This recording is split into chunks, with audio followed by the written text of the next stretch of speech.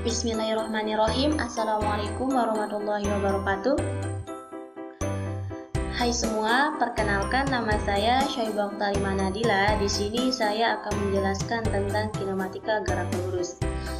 Kinematika dalam fisika merupakan cabang dari mekanika yang membahas gerakan benda yang tanpa mempersoalkan gaya penyebab gerakannya. Namun berbeda halnya dengan kinematika atau dinamika yang mempersoalkan gaya yang mempengaruhi gerakan tersebut. Kemudian kita lanjut.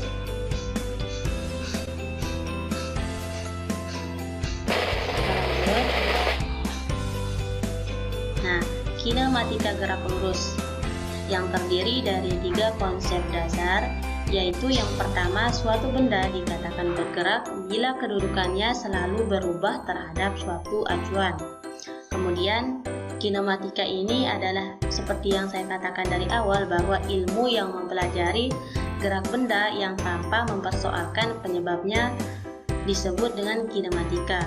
Dan yang terakhir, gerak lurus yang disebut juga sebagai gerak satu dimensi. Nah, dalam kinematika gerak lurus ada 3 hal atau 3 pokok yang perlu diperhatikan, yaitu perpindahan, kecepatan, dan percepatan. Yang pertama di sini adalah perpindahan. Perpindahan ini disebut sebagai vektor karena memperhitungkan besaran dan juga arah.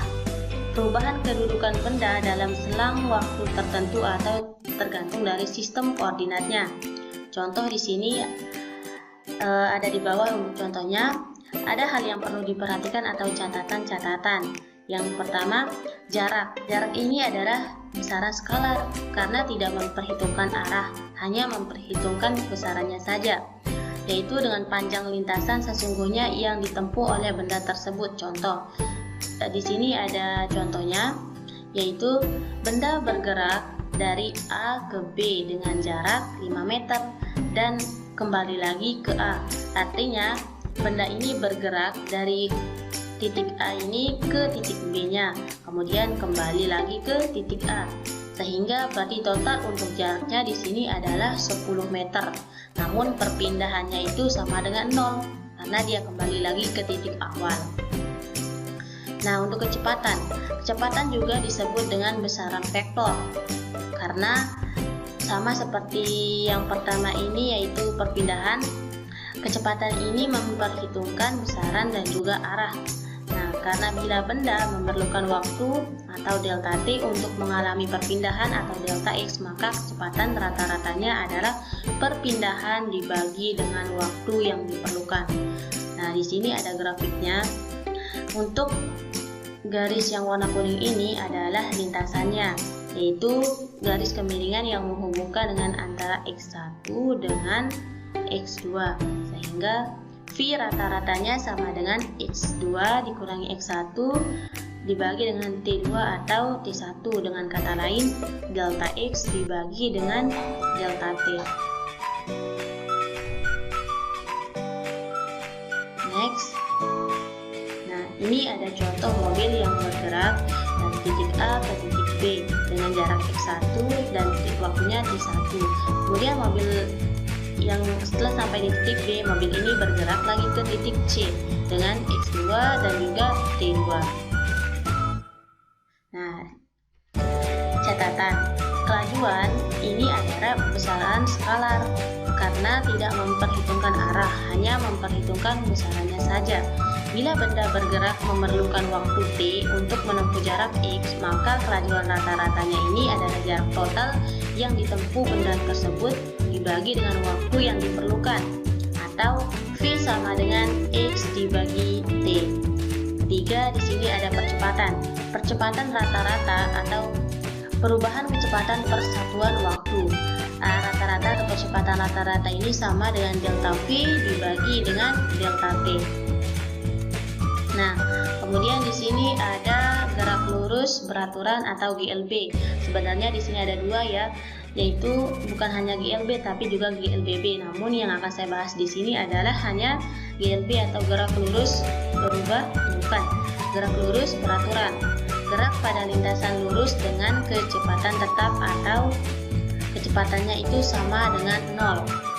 Adapun gerak lurus ini didefinisikan sebagai gerak suatu benda yang kecepatannya itu tetap.